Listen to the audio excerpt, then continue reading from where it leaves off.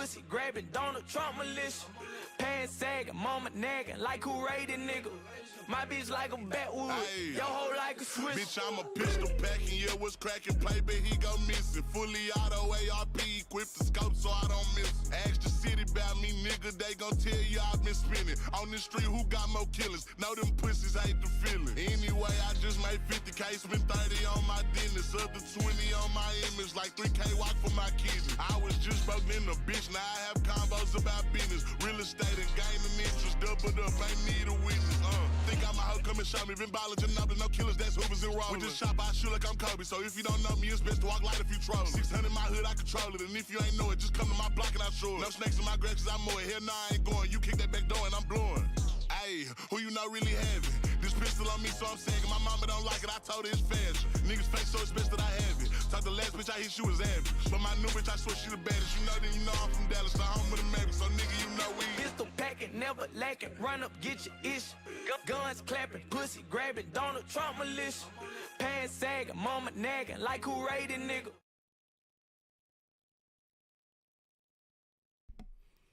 Donald Trump militia. Donald Trump. I forgot, man. I got so many buttons over here, dog. We gonna stop it right there. The Donald Trump militia. Shot. That's funny. Or not. May not be.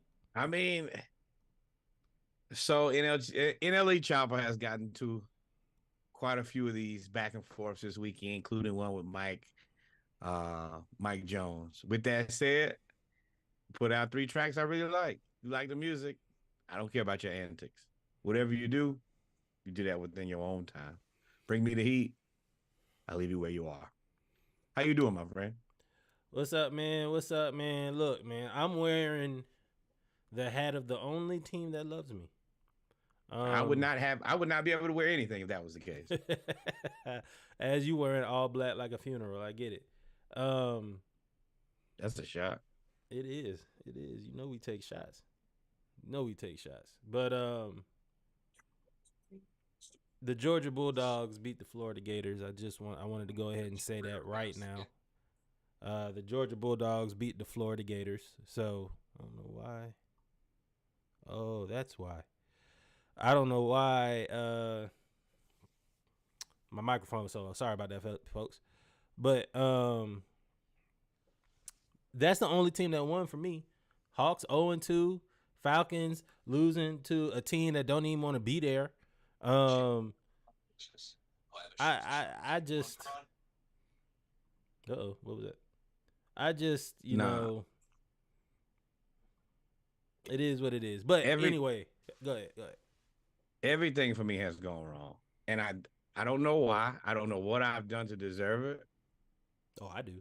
I do. Oh, well, open the door. Go ahead. Take the shot. Shoot. I left the door open. Come on. I told you. I told you, dog. I told you when we first met. And I said, hey, my name is Reggie. And we started talking about football. And it was like, I'm a UGA fan. And your immediate response was, oh, you hate yourself. And then you proceeded to roast me about being a UGA fan every day. Every day. So I told you, I said, all right, now don't ever let Georgia be up. I said, everything has to come down eventually. Ooh, that's a big foul. So, and it happened. And now you are reaping what you sow with Georgia. I am thoroughly surprised at that game yesterday. I'm actually not that upset about that game. I gotta be, Billy has to go. And I love it when people watch the game and I tell them, hey, he's gonna throw a bunch of screens here. Bro, and that was the most mad. We weren't even we'll talk about it again tomorrow, but we can talk about it now. I don't care. We'll talk about it twice. That was maddening. I was like, dog, this is awful. 3rd and 9 screen. I was like, oh my God, dog. People, and that's the part where it's frustrating for me is people think I'm crazy.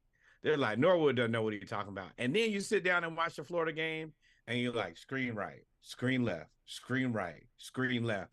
And then they're like, oh, well, yeah, it's when people really find out that things are unfortunate for you. Like, they don't really believe that it's that bad. So they watch it and they're like, yeah, this is bad. Yeah. And that's what it is. It's not going to get any better. The only thing we can do is hope that Billy gets fired. I just watched, I fall into Florida Gator TikTok, and they have this guy who explains that he has a massive buyout. So we're kind of in the same situation as Jimbo, just not $70 million deep. So keep me lifted up in your prayers. All of my teams are playing terribly. Well, But there are bright spots everywhere. As bad as things are, there are bright spots everywhere. You want to talk about the Hawks' bright spots, or do you want to talk about the Falcons' bright spots? First, we're gonna say welcome, ladies and gentlemen, to episode 126 of the Splashcast, the ATL edition. I am your co-host Reggie. I'm your co-host Norwood, and my life is falling apart. So, just wherever we end up, we'll be wherever we end up. One thing about me, I've learned that I am resilient. I am tough, and I have undying hope when the hope is dead. So me, I will say that I did not expect.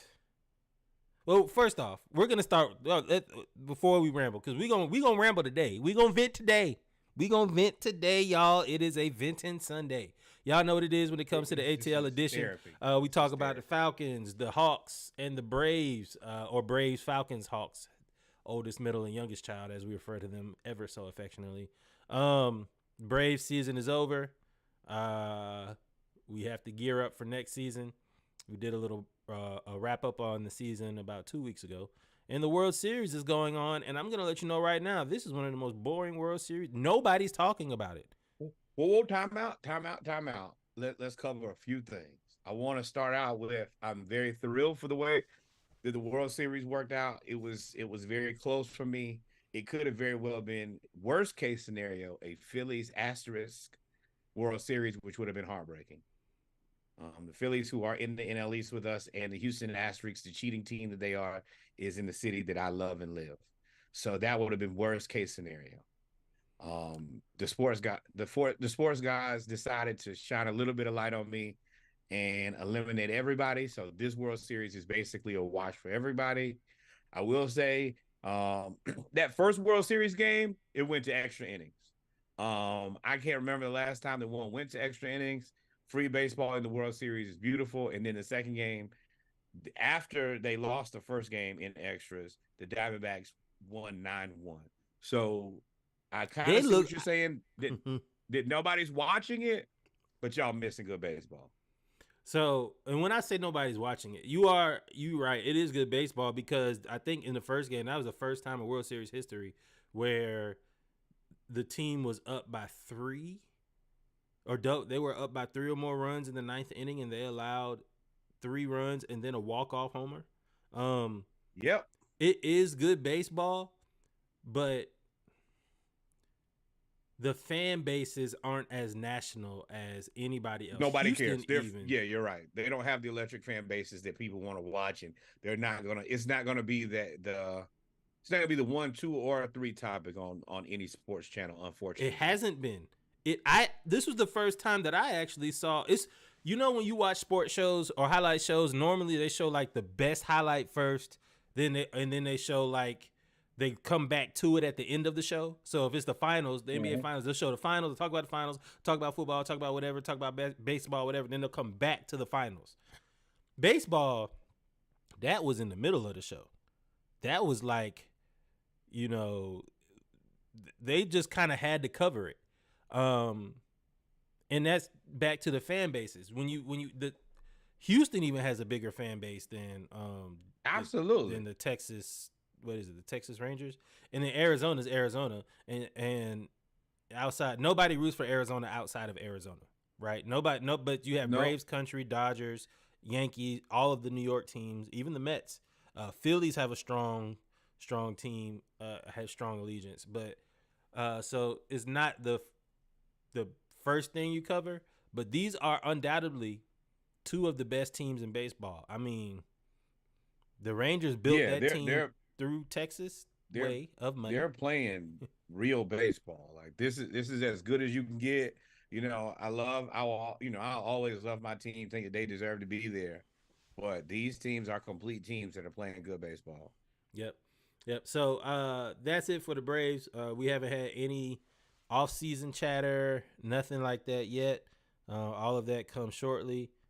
I know the Braves are looking at pitching and what to do with Charlie Morton because he's been hurt the last 2 years. So we'll keep an eye on that throughout the winter and the spring. You know, spring ball starts like in April. So, but let's go ahead and get to the Falcons. We're gonna start with the Falcons. Falcons broke my heart.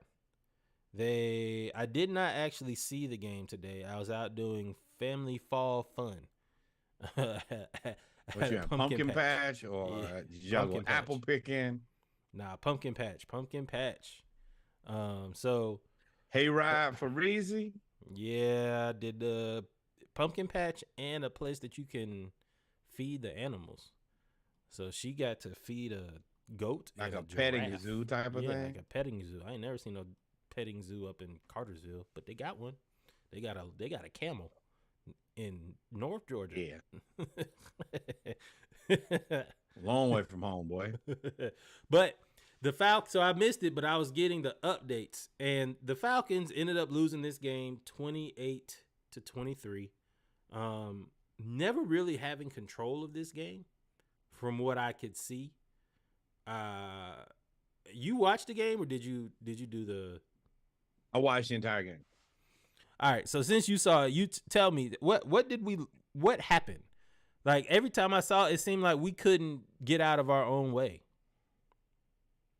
Arthur Smith doing Arthur Smith things. Even when he started the game, one of the first few passes was a pass from Jonnu Smith. And I looked at that and I was a little frustrated. He has a history of starting the game very slow and almost to a certain degree, somewhere between getting cute and playing early. But the kid Simmons from Tennessee and really their entire defensive front was just super aggressive, knocking our socks off from play one. It got really bad pretty quickly. He was just disrupting everything. He was making it very difficult on Desmond, and then it got to a point where we had 1 sack, 2 sacks, 3 sacks, and then the offense just kind of stopped. We couldn't do anything. And then, got us through almost to the first half, and I think we ended the first half with 5 sacks. At that point, we looked like we couldn't do anything. I think that Desmond was shell-shocked at that point. It was to a point where the only thing you could do is really get him out. It was that bad. Also, we're at a point where everybody else is kind of doing enough of their job that it was the natural progression that you had to tap Desmond on the shoulder and be like, bro, you got to give somebody else another chance here. So on the Gamecast, I saw, and that's what I wanted to ask, because there was pressure. If they have 5 sacks, that means they got 10 pressures. Like there was pressure. That's all they said. Desmond Ridder under fire, throws incomplete. Desmond Ridder this, but then I think the straw that broke the camel's back was we got down to score, and he fumbled again, right? Did he fumble again? Again, yes. Now, the offensive line to a certain degree has to play a little bit better, but he just got to a point where he was legitimate, just deer in headlights. The guy's name is Jeffrey Simmons. Now, I will say, number 98. I know exactly who he is. He was the one that they didn't want to pick. He was a menace the entire game. He was a problem. There was no answer for him. He was disruptive. We were kind of almost to a point we had to base offensively what we were going to do around when he was off the field. But Ridder just got to a point where he unfortunately was unplayable. It's one thing if the offensive line is giving up the pressure, and they are, sometimes you just got to cut bait, throw the ball away, and then kind of move on. And he wasn't doing that. I think he was afraid from throwing picks in prior games that he was just holding on to the ball too long. And that so were the sacks? He was. So that's what I read, that he was holding the ball like the whole first quarter. Like he was scared to do anything. It's a little bit of both. Like he was getting, like Simmons was wrecking. He was a force. He looked like one of the best defenders in the NFL today, to be completely honest with you. He looked that good. He's paid as a top 5 defensive tackle now. And with the fact that he was causing havoc, Dez was shook. He was like, everything was a sack. And it got to a point where we had no more offense. Like, it was sack after sack after sack. And it was just to the point where there's nothing we could do besides go in a different direction or get embarrassed. And you got to remember, this is Arthur Smith's old team. So he definitely wasn't trying to get embarrassed. That fumble put us in a bad position. That made it difficult for the defense to score. Unfortunately, we got cheated by DeAndre Hopkins, who had a pass interference on that long, like 40-yard pass. He gave AJ Terrell a hug, spin him around. Now, I'll give him credit. I give him credit where credit is due. The play was definitely pass interference. You spit the corner like a top.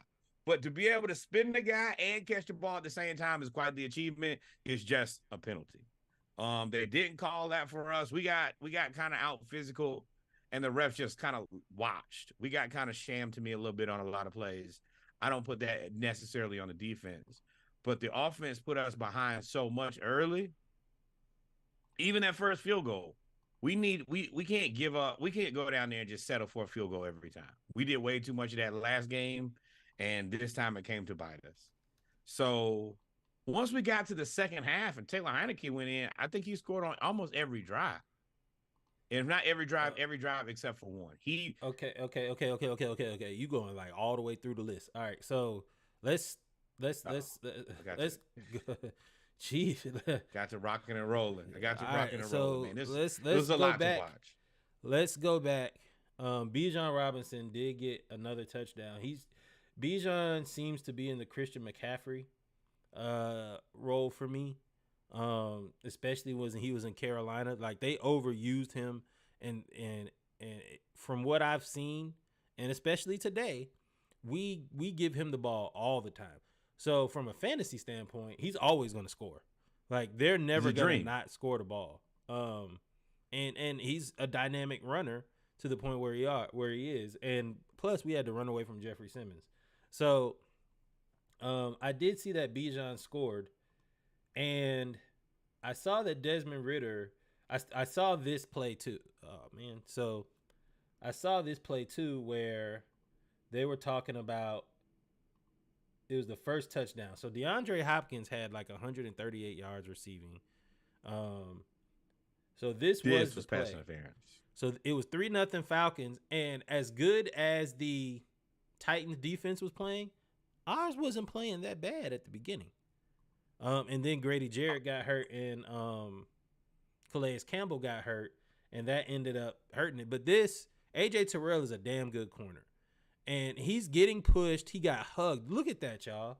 This is going to be that's passing interference. This is definitely probably in the running for Albemarle, because there is no way that the refs can't know that this is pass interference.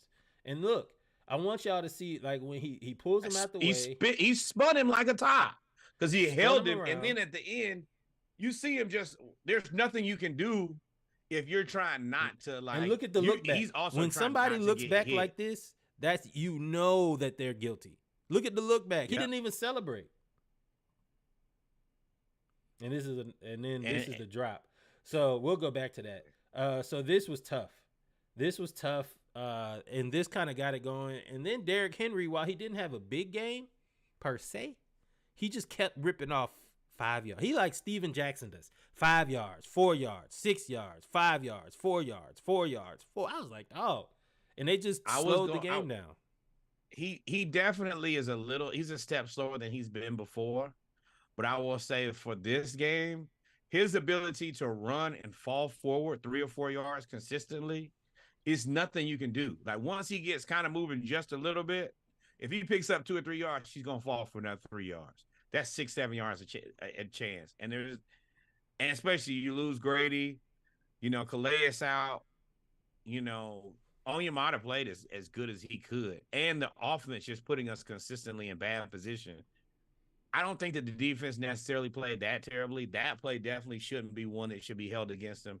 Now, later in the game, you got cooked a couple times. But if you really look at it, we were in it to the very end. To the very endest of ends. I know that they swapped and went with Taylor Heineke. After the game, Arthur Smith says he went and checked him out to make sure he wasn't concussed, and then he just kept him out for precautionary reasons. Lies. So Taylor Heineke came in the second half and immediately brought us back. Went down, kicked the field goal, went down, scored a touchdown, came back, scored a touchdown again. And I was like, at some point, you have to make that decision that Desmond Ridder ain't it, dog. You tried. What they were trying to do was figure out, they were trying to buy a mulligan year. If you really want me to be honest, they were trying to buy a mulligan year and figure out what to do. Let Desmond Ridder play. Hopefully everybody around him is good enough to the point where that he just doesn't mess up the games, because that's what he was in college. He was a game manager. Yep. They had Sauce Gardner. They had Kobe Bryant. They had all them boys on defense, and all they had to do was and they had speed on offense. They just needed him to manage the game. Well, that's not working out here, and you had to make a change. And Taylor Heineke just looks like he's a NFL quarterback. I went back and looked at some of his passes. He just looks like an NFL quarterback. At the end of the day, Desmond Ridder doesn't look like regular. And that is what we've always kind of said was, we don't need a world beater. We just need a guy who, in this case, you can't go. I felt bad for him between that shell shock 5 sacks, and then when he came back and Heineke went in the game, they kind of cut to him, and you could tell he probably devastated. But I think he also understood I needed to come out of there. There was no place for him to go at that point. They had it.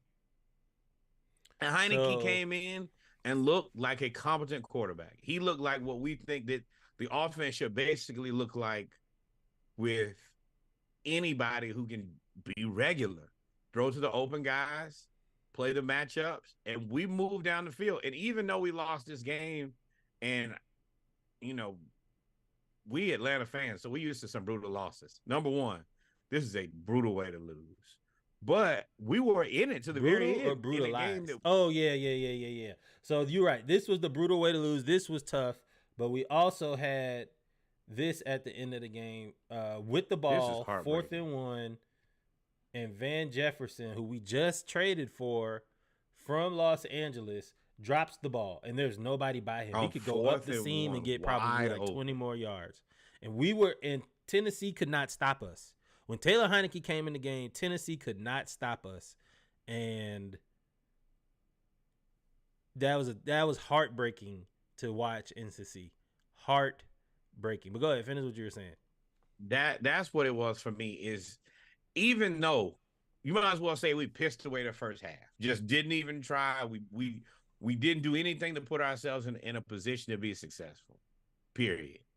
We still came in the second half. Taylor Heineke picked up like he'd been playing for the whole season, walked us down there, and we scored effectively on a defense I respect. That pass rush is second to none, period. It's been a long time since I've seen a guy just cause hell in the way that he did. Heineke damn near looked like a world beater. But I know that he's not a world beater. I just know that this offense is competent. Yeah, and this he was only 12 of 21 for 175 yards. He had 8.3 yards per pass average per completion. I mean, it's just it looks so bad. Good, yeah. But also, he did this with no Drake London, who's hurt with maybe a groin injury. He was just kind of making it happen. And even the last pass he threw, he made the right pass to the right guy, and he was open. And he could have either got some more yards or at least got the first down there. We really just, unfortunately, we've just wasted games letting Desmond Ridder be the quarterback. That is really what sums it up for me. And Tennessee did what they were supposed to do. I don't know if y'all can see this. If you're watching this on the big screen, you can. Bijan Robinson, 11 rushes, 62 yards. Tyler Algier, 8 rushes, 31 yards. Desmond Ridder had some scrambles. Heineke had some scrambles. Cordero Patterson, 2 for 7. Tennessee just said, y'all not going to run the ball on us. Y'all not going to, collectively, we got 26 for 140, but that wasn't, it wasn't nothing compared to what we normally receive. Derrick Henry had 22 for 101. And as much as they played very good in the run game, that left their passing game wide open. That's the reason Taylor Heineke came right in, give me the keys, let me drive this car. And he just drove all over him. It wasn't. That's the reason I'm going to tell you, man. I was watching the game, and even though we were down by 5, we were moving so effectively and efficiently. I was like, oh, we finna beat them. We definitely finna beat them. I thought then we we got were the gonna come 4th back. and 1, and I was like, okay, well, first of all, it was 4th and like 18. He runs for 17 yards. Then once he picks it up, we're like at 4th. We're at 4th and 1, and I'm like, all right, well, we got to get 1 yard here. They're not going to play us that aggressively because if they play tight, we'll beat them over the top and they'll lose the game. Throw to Van Jefferson, and he drops it, and literally my mouth just falls open, and I'm like, this is my weekend. This is what I deserve. This is what I'm going to get. Just sent me and it's sad all faces. in my My head. dad don't even text. You know, my dad older. He don't even text like that. He trying to, but he just sent me the sad face emojis. That's all he sent me. Sad face emoji. He was like, unbelievable. Unbelievable. That's the only, like, if you could have seen the cameras of the people in the stadium, they were just like this. No other answer, nothing else you got, but this is a tough loss. I think that even though it's a tough loss, I think it's fantastic because, hey, Arthur Smith, don't get cute with this. This is a precaution.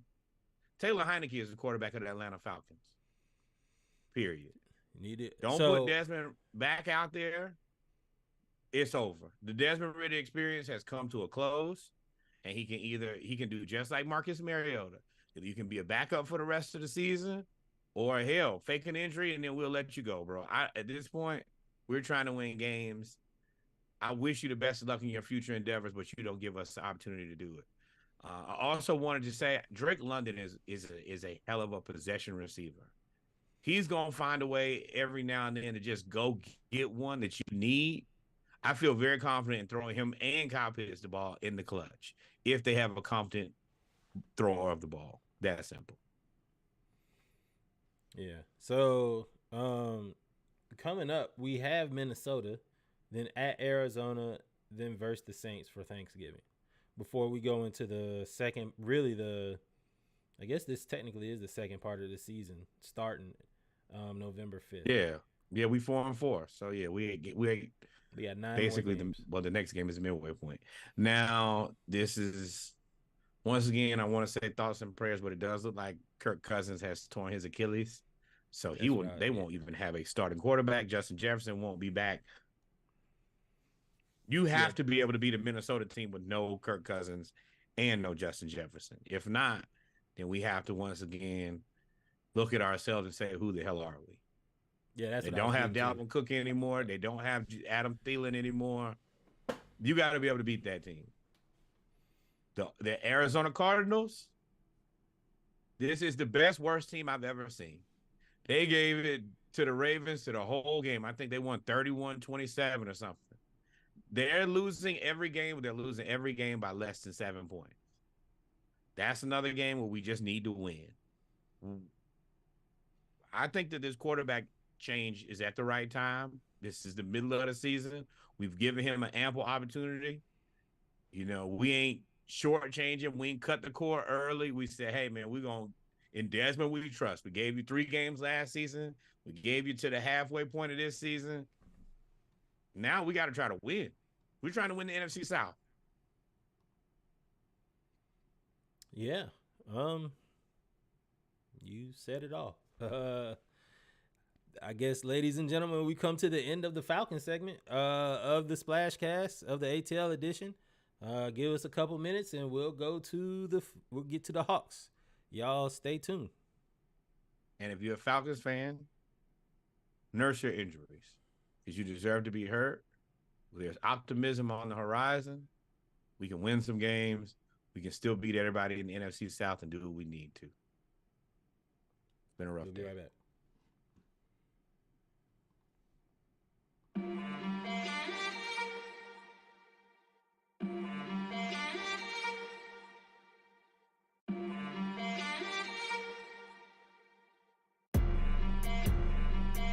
Ayy, them boys boy better get out the street, cause they know how we play it. Check me, then I'm running him down. Don't need a drop, cause I know where he staying. From a little bit, that was topping him down. I got the Jew like I'm Bishop, your bitch having hiccups, I'm stabbing my dick in her mouth. Tuning some K when I crack me a smile. My grandma say, boy, you no longer a child. Come on, hit from the back, smack her booty, call me drunk, grab her coochie, Dr. Miami, did her boobies, stick as a Bible, hallelujah, slut in the eye, know how I do it, pussy be dripping like car fluid, name my bitch, tell her she blew it, I got the big head on the hole like Stewie, if he get close then I'm backing him up, had my sis for a minute, I don't give a fuck, took me a loss, now they adding me up, you ain't counting me out, man, just keep it a buck, straight on the nigga, not dapping you up, if you reap in my hand, then we packing you up, I got a feeling if I know it's something, you setting me up, then we sending you up, come on.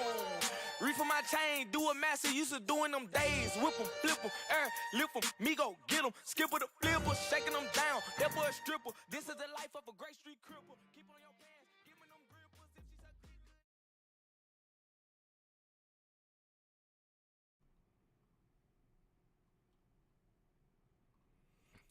And we're back, ladies and gentlemen, with our Hawks segment, our Hawks talk of episode 126 of the Splashcast, the ATL edition. Got a few things we're going to talk about today, man. So the Hawks have started out 0-2. So we were trying to figure out with the Hawks as the season began. They started off with the Hornets, then they played the Knicks, and right now they're playing the Bucks.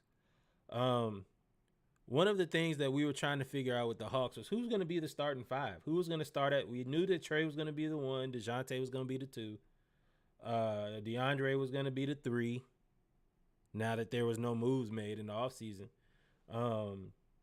We didn't know who was going to be the four. And we knew that Clint was going to be the five. I did not expect for us to start Sadiq Bey. I'm not going to lie to you. I didn't expect for that to happen. Really?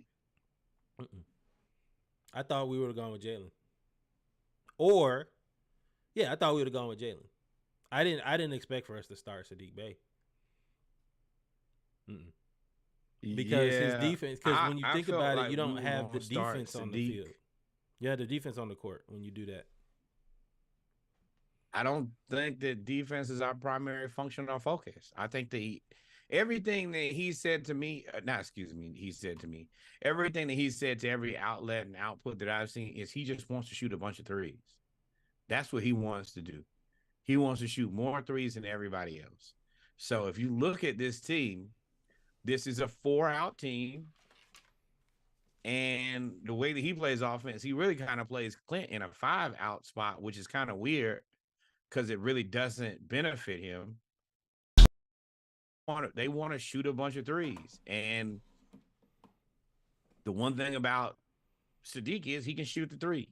Everybody should be able to shoot the three. Are they actually shooting it? No, but that's his game plan. But Jalen has just come in, and you know how we talked about, I think it was maybe AJ Griffin last year, when you get on the floor, play to where he can't take you off the floor. That is what Jalen has done since he's been on the floor this year. Every time he plays at a faster speed and more aggressively. Yeah, I was gonna get to that. I was trying to talk about the Hornets. We started Sadiq Bey, and we played against the Hornets. And the same thing that has bothered us against the Hornets every single year happened again. Clint Capella missing bunnies. For some reason, their front court outplays us every single time. Scary Terry Rozier got hot in the first half, started going crazy. LaMelo got hot in the second half and finally hitting a shot. And we ended up losing the game. One of the main reasons we lost the game was the backcourt shooting was so bad. Trey and DeJounte were so bad offensively. Yes, they ended up, I think Trey had double-digit assists. DeJounte had 6 and 7 or whatever. But none of that really made an impact. They made more of their missing shots and them forcing. They were hunting their shot instead of just playing within the offense. and you can't really hunt your shot when your shot is not falling. Not the way they were. And while Sadiq Bey is good offensively, defensively, he was getting just cooked. Everybody was just taking him to the paint. So I will say it. Well, go ahead. My likes, I do like that our defense seems to have gotten better. Of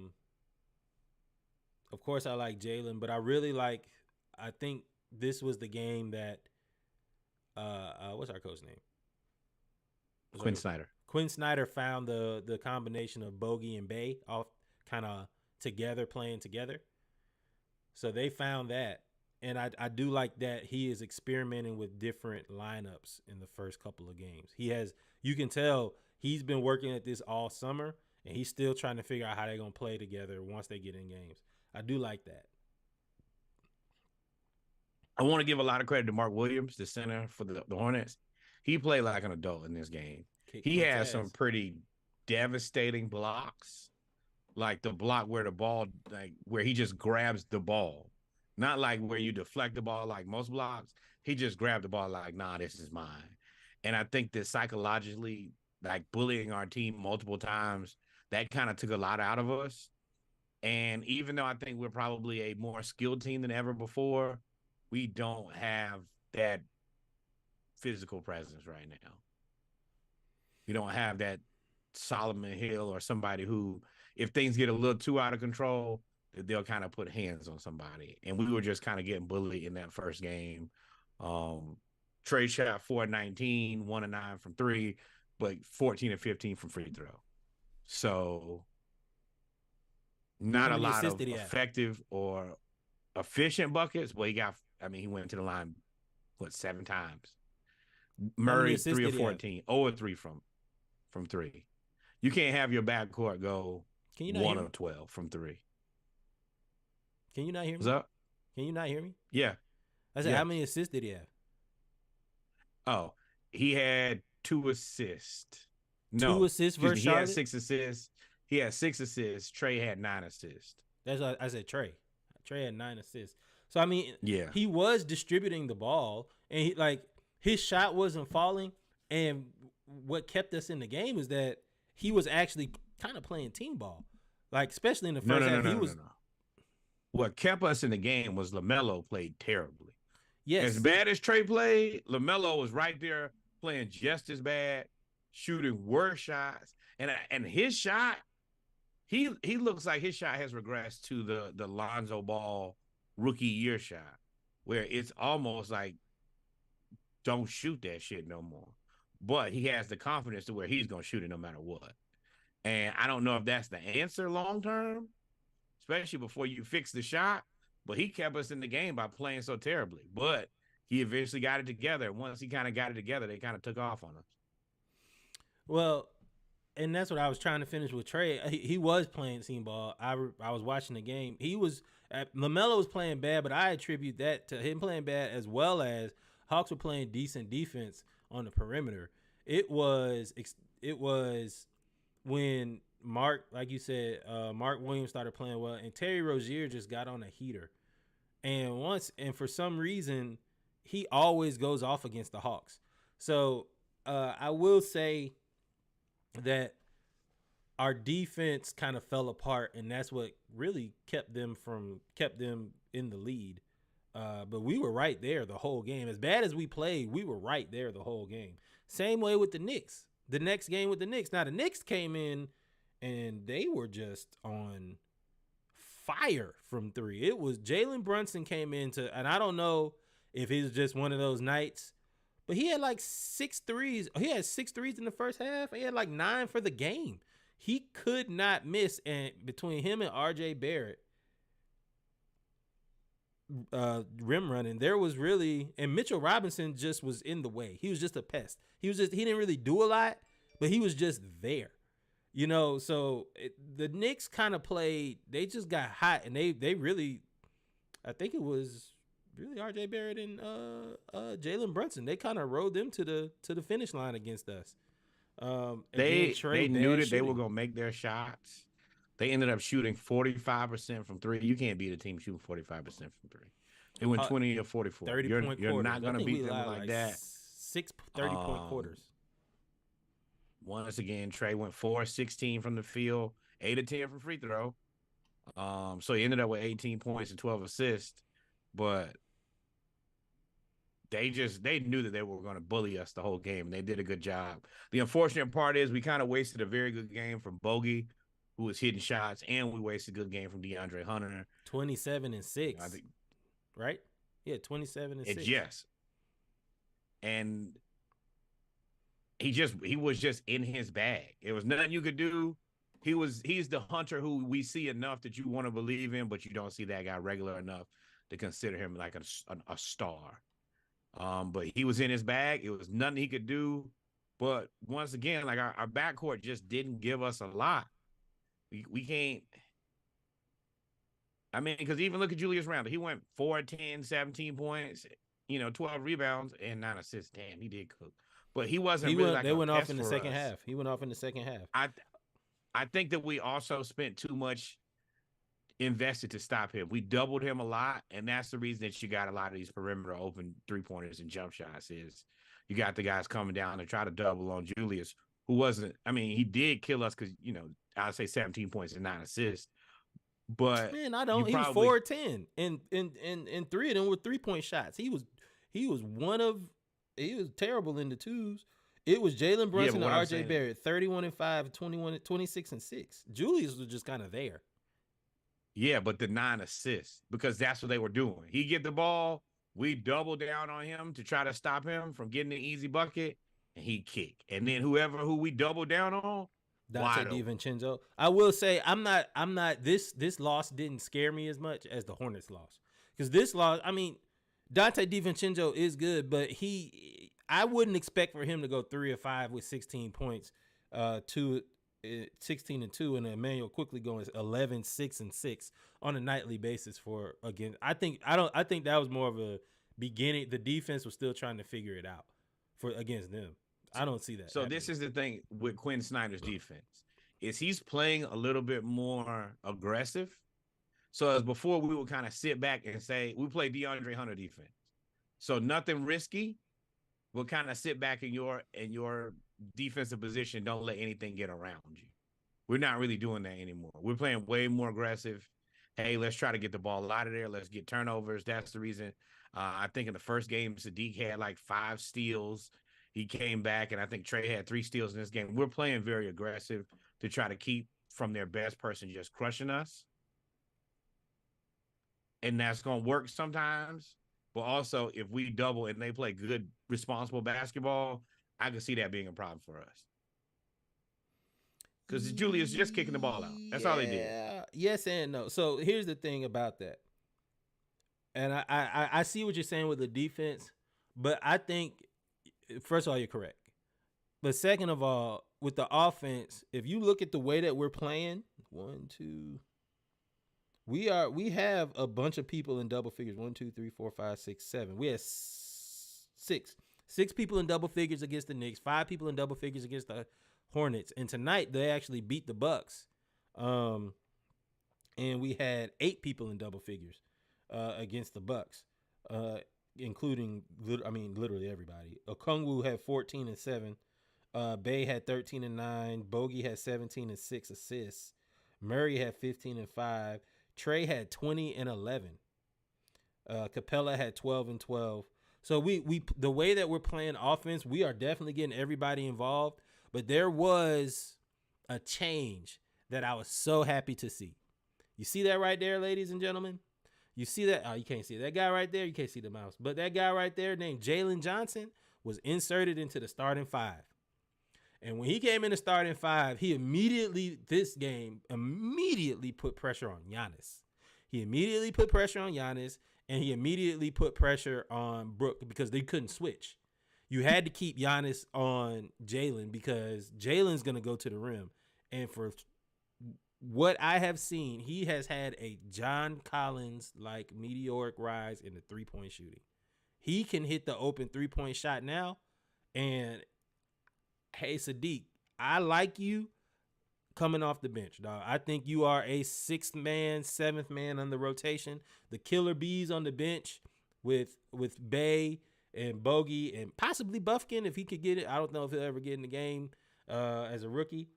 But Jalen Johnson makes our entire profile different. He plays. If I'm Quinn, I have to have a conversation with my adult guys here. Y'all cannot let Jalen Johnson out hustle you. He's out everything everybody. He's playing the hardest. He's playing the fastest. He's playing grab and go basketball. Let me see ball, get ball, Go. run the court. And he's just, at least every game, he gets 6 to 8 points just off hustle. I'm just going to outrun everybody. And if anybody gets down there and think that it's a business, you think it's a good decision to be there when he's running full speed, he going to make you pay for it every time. He's going to try to dunk on you. He dunked on 2 Knicks players at the same time. Josh Hart and Isaiah Hartenstein got posterized at the same time. I definitely saw Dame make a real life decision. He's like, oh no, this young guy not finna dunk on me right now. He just kind of got on out of the way, and it was a smart decision. But we need to play to his level of enthusiasm and aggression. I don't see there being a way that they gets back into the lineup as a starter. I think that I like him and Bogey and Okongwu on the bench because, you know, you can kind of play more of what I think they really want to play 5 outish, where you have 5 guys, because Okongwu is going to shoot it. He has made it very clear that if he's not Clint Capella at all, bro. If it's a mid range, I'll shoot it. If it's a corner 3, I'll shoot it, and y'all just gonna have to live with if I make it or not. Well, so I don't even think that he. I don't like think the way that y'all have to live with it. The whole y'all have to live with it went out the window when he started hitting threes. He's hitting threes now, and I will say, Capella, bro. Hey man, I like Capella looked like Capella tonight with the defense and the rebounding. But Okongwu hit like 3 left-handed layups today over Brook Lopez. And allegedly, he grew to 6'10" over the summer, which we all said if Okongwu can get to 6'10", he'll be a super problem. I like Okongwu. I don't know how long you can keep him from starting. Capella misses too many bunnies. We had a chance to beat the Knicks and the Hornets. We made a comeback. We were about to take the lead, and Capella missed a dunk against the Knicks. He missed 2 layups against the Bucks. You kind of, it's a little bit of both. That first one that he missed, the dude got the finger on the ball. So when he thought he had it, he tipped it, and then he was in the air and had to readjust and try to catch it. I watched it on replay about 100 times to make sure that I wasn't tripping.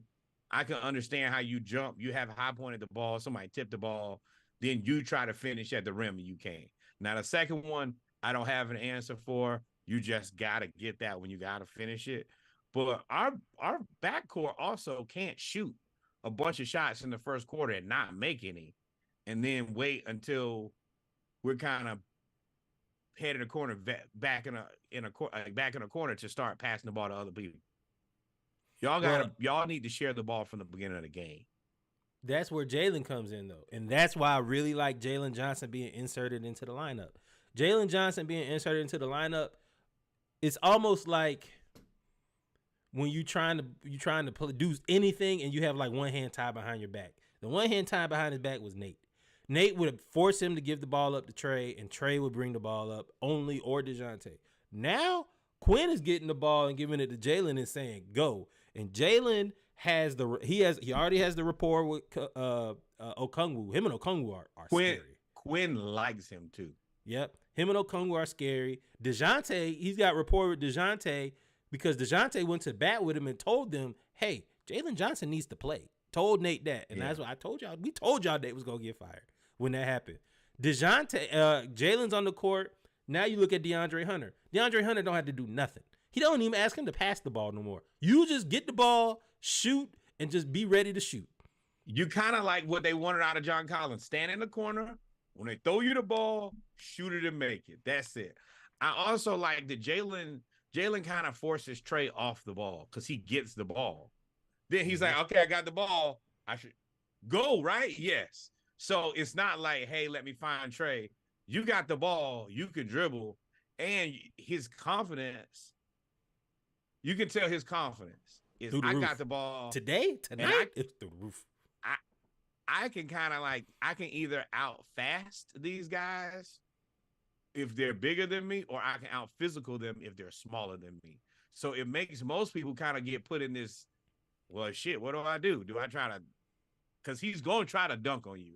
And I think he knows that if I try to dunk on you every time, I'm probably going to get free throws. At worst, I'm going to get free throws and nobody's going to be mad. Like, I think that he knows that. So I really like that from him. He's cool. Hey, Sadiq, best thing you can do is start your role as a bench player. You and Bogey need to get in there and try to shoot people's faces off. You need to become an assassin. That's your answer. I know it's not the answer that you want to hear. I know that you probably don't, number one, also, let's be real. They paid Okongwu because they spent draft capital on him. They're probably going to pay Jalen because they spent draft capital on him. It makes people look better when they invest in the things that they bought. You as a trade, you are 5 seconds. Best thing that you can do is either try to find a very strong bench role, which there is. There's plenty of space. And especially if you, AJ Griffin, and Bogey can get on there together and just shoot threes, like when y'all get in there, that should be all y'all looking to do. Shoot the three. I think that tonight. That's all they did tonight against the Bucks. They shot them threes over and over and over. And Trey, hey man, you always say bad stuff about Trey. Trey had a great game tonight. Him and DeJounte. What I liked about the game against the Bucks. DeJounte ain't shoot that many threes no more. DeJounte went and started shooting. He shot one and it was awful.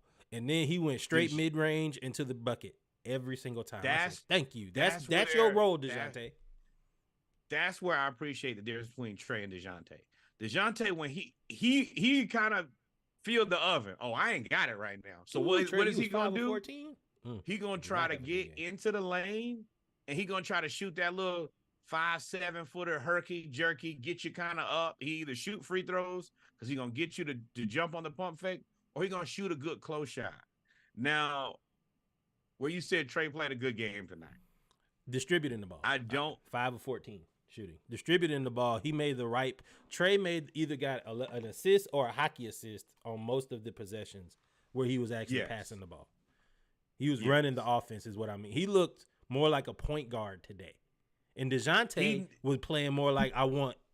Trey play like DeJounte, and DeJounte play like Trey. And that's what I wanted on offense. I want DeJounte to be aggressive. I want Trey to distribute. Yes.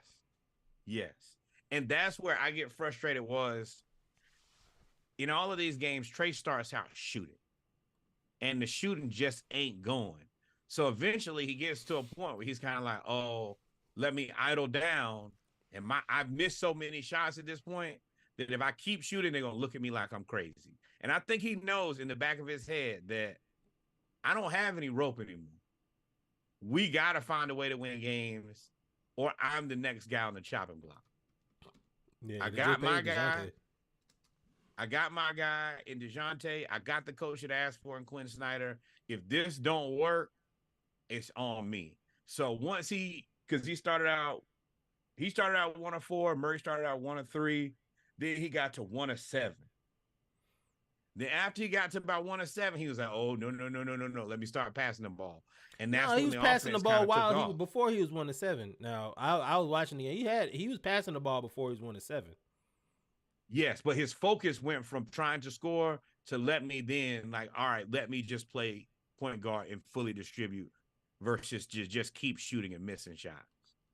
I'm a little frustrated that for the last 2 preseasons, they sold us this story that Trey is going to play off the ball, and then immediately the regular season pops up, and then he's on the ball every play. Not as he has not been on the ball as much as he was before, because we just said they letting Jalen get it and go, and then they give it to DeJounte to score too, and then when they go set their offense, they give it to Trey. But even then, Trey isn't. He's not as one person centric as it seemed he was in the Nate offense, because the Nate offense didn't have any motion. Where this offense with Quinn seems to have a little bit more motion, and like you said before, you have DeAndre Hunter in the corner, who not only can shoot from the three, but he can also get the ball and dribble. If you look at everybody on this team, everybody can somewhat dribble except for Capella. So no we don't give him no the ball. dribble for you, big dog. So and you got to stop either. I need two things.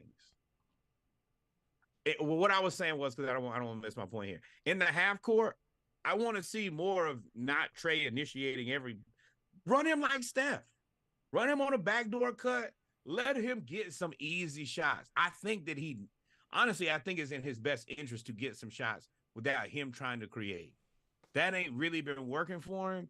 And I feel like to a certain degree, he's kind of losing a little bit of confidence. So take him off the ball. He was a these plus 3 13 games tonight. Wow. He was a plus 13 tonight. Yeah, so I guess everybody take him off the ball. Let him get some easy backdoor screens. Let Clint set a backdoor screen for him and see if he can get a bucket versus trying to create or pick and roll every time where everything is dependent on him trying to make it happen. I will say his effort on let AJ be at the top of the key. He can throw that damn entry pass. Now, Clint, you got to have your hands up and you got to be paying attention, because I saw one today and I was like, from Trey. This isn't Jalen Browns. Oh, Jalen Griffin. Excuse me. Let me stop. Jalen Johnson. This Pepsi got me riled up right now. But Jalen Johnson made a very good entry pass, and Clint Capella just doofed it. And I'm like, bro, I don't think that we cannot play him right now, because Clint is such a good defender against the bigs, and there is nobody who can rebound like Clint Capella. Just sorry. I see where Okongwu opens up things for us offensively, but Clint on defense and Clint on the boards is so good that you can't take him out. And so did you like that means that if him go ahead. Did you like the experiment of the lineup tonight where they had Brook Lopez, Giannis, and to counter, we had Clint Capella and Okongwu at the 4. And they put DeAndre at the 3, Bogey at the 2, Trey at the 1. And then they ended up subbing out. They put DeJounte back at the 2. And then they put Jalen at the 3. And they kept Okongwu there, who was guarding Giannis. And I was like, hey. And that's because we were up by 17 at halftime, and they cut it down to 12. And he went to that lineup, and it went up to 21. And I was like, hey, we putting Okongwu at the 4 is kind of crazy. I've been saying it all season. We're gonna, like, once we traded John Collins and gave up that defense, you're gonna have to play unconventional lineups in order to win, because you can't put. You got DeJounte plays defense, but he really don't play good defense. Trey ain't gonna play no defense. Bogey ain't gonna play no defense. Sadiq ain't gonna play no defense. So if they're not gonna play defense, disagree with you on DeJounte. He played really good. He plays good defense. He gambles a lot, but when he plays good defense though. But consistently, his job is kind of to gamble. That's the reason he gets 200 some odd steals a season. That's what he does, or 100 steals, whatever it is. That's his defense. But he's not to sit in the chair and lock up defender that DeAndre Hunter has shown in the past at times. So what happens is, if you're playing against Giannis and you know that Giannis is not a 3-point shooter, well then put Okongwu in the wet game to go with him. So, we might have to play a little bit more physical, but we won't give up a bunch of points. And Jalen, to me, should be able to play the 3 versus the 5. It really just depends on matchup. We're going to have to play way more matchup basketball than just, hey, this is our static lineup. If they roll out some guys, we should be able to roll out some guys who are competitive. So if we play maybe like a Golden State, then maybe I can see how Clint maybe not played nearly as much. That's a game where or he plays a and I little, told or you. he plays more because you could guard Draymond and he could out rebound Draymond. But no, because Draymond Draymond ain't gonna gonna stand shoot. at the top of the key, and he's gonna pause. He's gonna suck Clint to the top of the key, and then we're just gonna have nothing in the paint. So that's the reason I'm saying that we, in this case, we He gonna do have that to like anybody though. You said what? He gonna do that to anybody. Anybody you put at the 5, he gonna do that.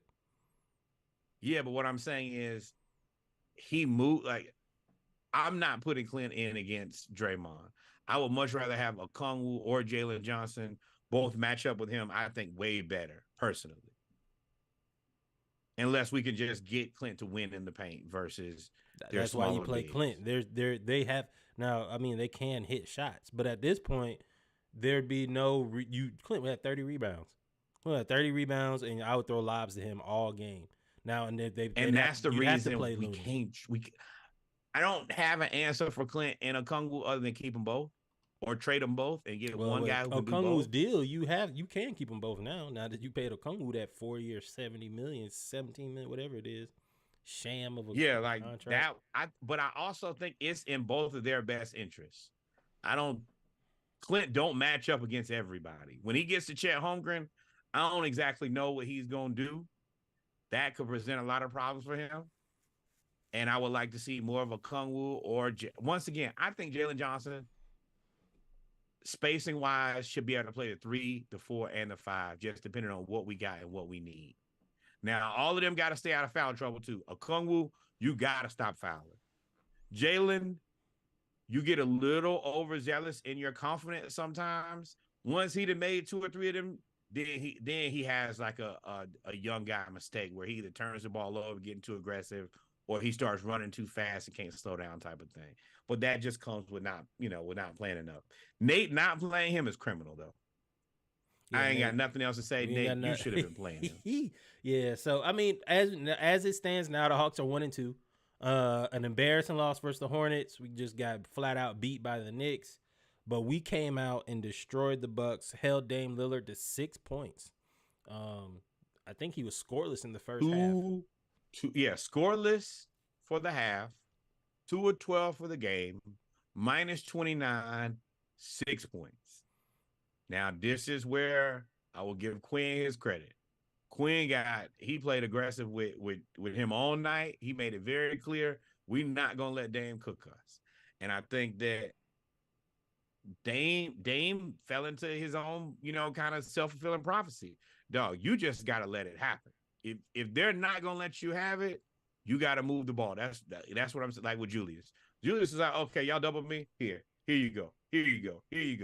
Everybody gonna get open shots. And Dame, if that's what we was gonna do, we doubled him a lot. We threw a lot of different looks at him. You gotta pass the ball. And if you don't, hey man, we'll love to have it. Yeah, so we stole a game tonight. We stole a well-needed game tonight. We didn't. Well, first, I don't agree with that. We beat them by almost 30. We didn't steal anything. We destroyed the Bucks. We didn't steal nothing. Everybody was healthy. We didn't steal nothing. I mean, matter of fact, no, they were missing Middleton. So we were supposed to win that game. But hell no, we were not the favorite. That number one, we played in Milwaukee. We ain't steal no game. You don't steal a game beating a team going up by 30. We thoroughly beat the Bucks.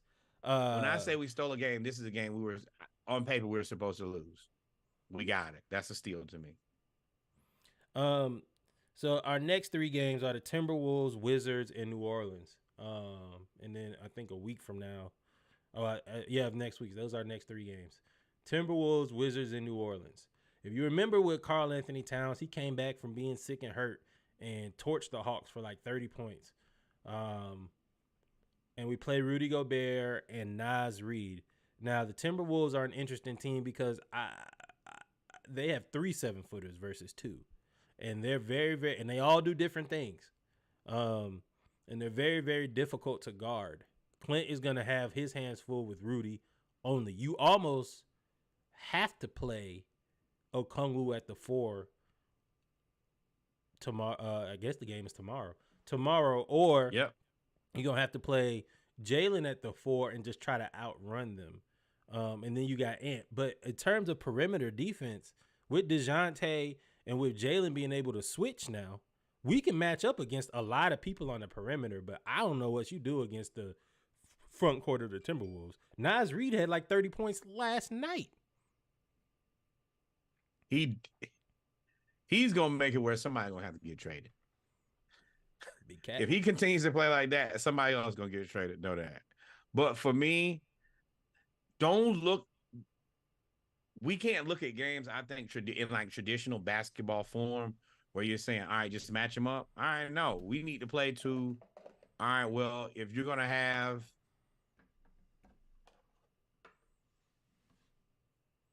play Rudy at the 5, put Clint at the 5. Match those two guys up. Do it the best you can. Just don't let Rudy just out physical you. You probably will start Jalen to keep his confidence where it is, but he probably the first sub out in this game. Depends. I think Jalen can guard Naz Reid. I think Jalen can guard Naz Reid and Edwards. I think they got Jones. They got a bunch of wings that Jalen allows you to. Him and DeAndre Hunter allow you to keep the wings in check, allegedly. But we'll just have to figure. I think Okongwu is the one that he's gonna play, but he's gonna have his hands full tomorrow. And my biggest fear with him is his fouls. You're gonna have to, and that's the reason Karl Anthony Towns is, as much as he's kind of an annoying guy to like support, he's so skilled that he's a problem for Okongwu because he can get Okongwu in foul trouble. He can dribble, he can shoot, he can pass. Offensively, he's a monster. So Okongwu will play aggressive, but let him shoot jumpers. That's what I'm saying. Don't let him blow past you. Don't get into foul trouble. Make him shoot jumpers. And that ain't the best. That's not really a good answer, but I think it's the best of the available options. Yeah, and then we play a team that I don't know. They look like Barnum and Bailey circus. The Washington Wizards and Jordan Poole look like Jordan Poole looks like he's just out there playing and he don't care. Like he's doing turn around the shots. Very clear. He's trying to do the Steph shots. He's shooting. He's 1 of 18. They already Denny Avija. Please forgive me for my enunciation. I think it's Avija. That's right. Already called Jordan Poole out the day before the season started, saying, "Dog, I've been wide open like 3 times, and all you've been doing is doing step back threes." Like, I don't know what this team is. It's crazy that team, that drama that came with Jordan Poole, Kyle Kuzma, it lives in the media, and we don't really hear nothing about him because Jordan Poole is such a story for everything that's going on. So I don't know. I think the Wizards are one of those teams that we could beat by 40 or we could lose by 10. Like there's gonna be no in between. We could beat them by 40 or we could lose by 10. And then there is. Oh, go ahead. I forgot. In that game, we match up with them at every position. There's no position where they should be better than us. We should. Yeah, but with the Hornets, you said the same thing, and like their version of the center, not Mike Williams, the other dude that came off the bench. Their version of him is Daniel Mark Williams or Brandon Miller. He was good too. Not Brandon Miller, the other center that just outplays us. But their version of him, the Wizards version of him, is Daniel Gafford. Daniel Gafford plays with effort, and he's just a big body. And that normally, when they beat us last year, that gave us problems. It wasn't Bradley Beal. It wasn't anybody else on the team. It was Daniel Gafford that gave us issues. PJ Washington was cooking us too. PJ Washington always has him and what's the other dude who got in trouble. Them two just beat us every time. So with the Wizards, but what I'm saying is with the Wizards, I think that if we can control Daniel Gafford, I don't think Jordan Poole could beat us by himself. And Kyle Kuzma should not beat us. He should not beat us. No, I 100% agree. I think that this is a very winnable game for us. I think it's a game that we need. And we can't have any more though. And I'm not gonna say it's very early in the season. We need to limit the games that we're throwing away early in the season. We threw away that Hornets game. Once we threw away that Hornets game, I was sure we threw away that next game already. I said, oh, we already beat for the next one too. This game was impressive. Yeah. But I think that Quinn's defensive game plan on this one, he damn near won the game by himself with that. He made it very difficult for Dame from the very beginning. I think Dame just never got into any type of rhythm. That makes me feel good. Like a coach win game is a very good game, especially when you needed to kind of turn the mood of. We got to 0-3, it would have got uncomfortable. We need to beat the Wizards. We need to go 2-3 out of these next 3. But we got to get to the third game. So the third game is the Pelicans. We played at New Orleans, and Zion is back. For what it is, this is early season Zion. Early season Zion is a first-team All-NBA pro at 27, 5-5, or whatever he's averaging or whatever he's doing. And then you have Brandon Ingram as well as Troy Murphy. That team, New Orleans, when they're healthy, all of them, including Zion, they are a problem in the West. They were number one. They were number one in the West when Zion was healthy. Number one, and not in the first week. This was like 25. This 30 games in. They were number one in the West. So the New Orleans Pelicans, that game, that is an ugly game, boy. That is an ugly game for Jalen, because whoever got to guard Zion is if he's healthy. No, once again, it's kind of crazy. Jumping. You better throw a Kongwu at him, throw Jalen at him. Hell, throw a little bit. Well, Hunter got his hands full with Ingram. Yeah. Now y'all gotta do it. It ain't many, bro, because you still got Troy Murphy III makes that team crazy because he's 6'10" and can shoot. That makes that team crazy. And then you still got CJ. You got CJ over there. Like, don't forget about CJ. Like, they are an issue. I would prefer if Quinn extended his lineup to 10 players instead of 9 players. I think that helps us out. I feel like you need to take that notice from the Atlanta Falcons, where if you don't have the best players, then play with your freshest players. Do like the defensive line does and just rotate people. I think that AJ Griffin deserves more time. And I mean, averaging 20. I'm not against playing Bruno or Mohamed Gay, whoever you have higher on the rotation, as another guy to throw in there against Zion. And who do they have at center? Valanciunas is their center? Valanciunas. They got Herb Jones at the 4. Well, at the forward, along with Ingram and Zion and CJ McCollum, and then Troy Murphy. I think Troy Murphy might be hurt. Yeah, like for me, you're gonna have to manage, especially Zion and Valanciunas. You're gonna need to play 10 guys, and you're probably gonna need all of the fouls that you can get. Especially Murphy. Zion. I said Troy. Trey Murphy. Send him to the line, make him shoot some free throws. Don't just let him bully us. Ooh, I did not know Trey. You knew Trey Murphy was out 10 to 12 weeks? Yeah. He was like that from the offseason. I don't think has he played this year? No, he's not back. He's not back for another month and a half. So we actually probably match up. We match up a little bit better with them without Trey Murphy. If they brought in Trey Murphy, that would have been Herb Jones, Trey Murphy, Zion, Valanciunas, Brandon Ingram. That little Herb Jones, Trey Murphy is like they're kind of like freebies to me of really good players that you're not spending a lot of money on. But they know their job and they do their job. That's the thing about rotation players. Know what you're supposed to do and do what you're supposed to do. They got Jose Alvarado. No, but they got Jose Alvarado too. I mean, they got a squad over there now. Larry Nance Jr. They could throw out there. We got to get more and they got Cody Zeller. That's gonna be a tough game because they got a lot of big bodies. Pause is necessary. They got a lot of big bodies that they can rotate out. Play and Bruno. Just get you. That's the foul trouble game. That's the foul trouble game right there. I think we'll be okay against Minnesota. That foul trouble game is New Orleans. I just counted 7 forward center type positions that all play. That's gonna be difficult. But we got 4 we can throw at them. 7 is bigger than 4, bro. Pause if necessary. You're right, but our that's where. All right, we'll let them shoot. Like our guards need to win this game, though. Trey, you got to be the best player on the floor this game. You got to be better than CJ Jose McCollum. Alvarado, You need to really CJ cook McCollum. CJ McCollum's ass. I don't know, bro. CJ get hot too. CJ get hot and start shooting off one leg.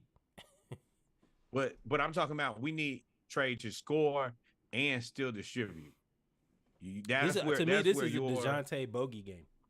DeJounte and Bogey should play really, really well. Jalen's gonna play, do whatever.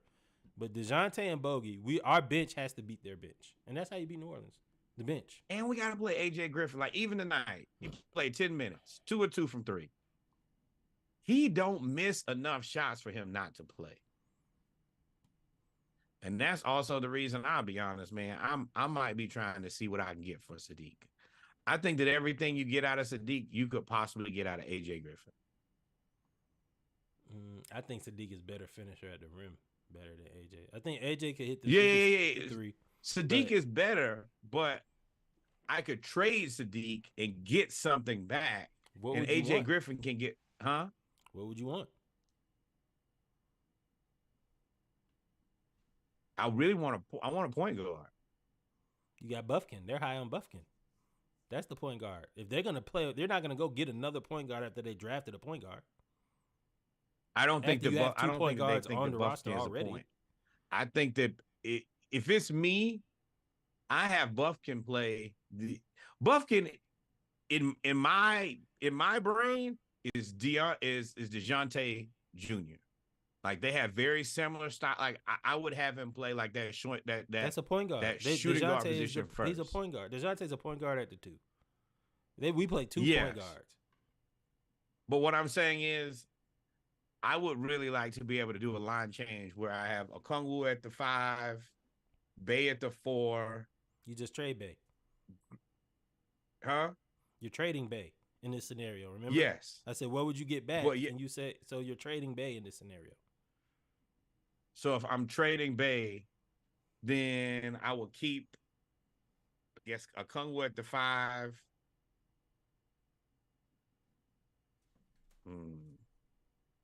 Exactly. I guess I don't know if you trade Bay because he fits in this lineup for what they want, and there's really nobody you could trade him for Right. that you gonna You're go right. get. There's nobody who gonna take Sadiq Bay and give you somebody better.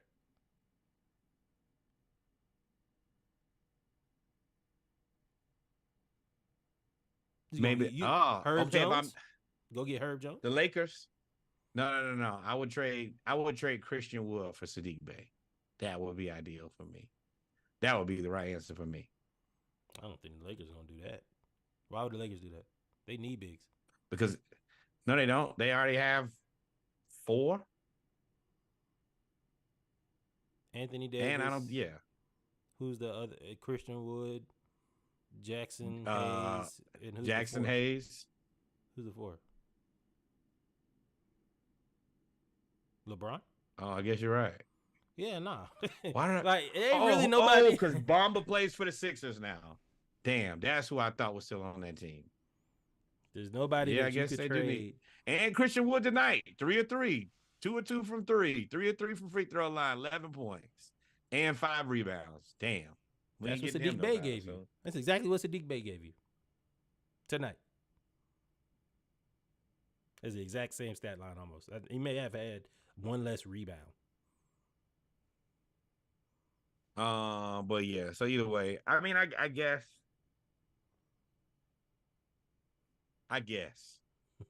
I would like to move Sadiq, but For what? OG Anunoby? They're not gonna do that. no. Also, I mean, I'm thinking long term. Like, I don't think we're gonna be able to keep him. So yeah, give me a guy who's on 2 years versus a guy who's on 1 year. You know, So yeah, I might. the Magic. I is the might have answer. to take You a- have to trade him Huh? to the Magic. The Magic is the answer. You trade him to the Magic or to the Thunder for one of those pieces for anything, and maybe a draft pick. If you're gonna get rid of him, you're not gonna get a player back that's gonna be better than him. So you might as well get draft capital. That's the answer. Or I would take a guy who's on like a 2 or 3 year contract who might be a little bit less, but I have control over. Okay. I don't. I would rather keep Sadiq at that point. Because I wouldn't want somebody worse to keep control over. That's still somebody that's tradable, and you going. It is what it is. But with that being said, ladies and gentlemen, we've come to the end of the ATL edition. Did a whole lot of Hawks talk, a little bit of Falcons talk, a little bit of Braves talk. Y'all know what it is. Y'all tune in tomorrow for Monday Night Raw. Gonna be an action-packed show. We'll review college football. The College Football Playoff Committee has announced the new rankings. Or no, they will announce the new rankings on Tuesday. I was about to say they came out. The coaches poll. I think the coaches poll came out today. One of those, or the AP, one of those comes out today. So we'll talk about that tomorrow, as well as we'll talk about opening weekend in the NBA. Little update on the World Series, I guess. And then we'll do our pregame as well. Y'all know what it is with the pregame. A little bit of violence, a little bit of uplifting, a little bit of comedy. With that being said, in order wait. Take us out. Hampton won homecoming, baby. You thought we weren't going to talk about that? We wait till tomorrow. Oh, I was We about to beat say that's A&T tomorrow. yesterday. HBCU. Happy homecoming. Yeah. Ain't no way. Homecoming. Yep. It was home. Somebody lost their homecoming yesterday. I can't remember who it was. Ooh, Somebody. man, you won by a lot. They whooped their ass. No, it wasn't. Well, we'll talk about it tomorrow. If we didn't miss anything, take us out. Ladies and gentlemen, it has been a pleasure. It has been a pleasure. We are back. It feels good to do these on Sunday. Please feel free to check us out. We're going to start going live here once we get more of a set schedule. Now that we are locked in we are for live the right ATL now. edition. We have 4 viewers. We are live right now. Well, I'm sorry, 14 viewers. We've been live. Oh, what up, though? Outside of that, it's been another fantastic show. Until we meet again, arrivederci, adios.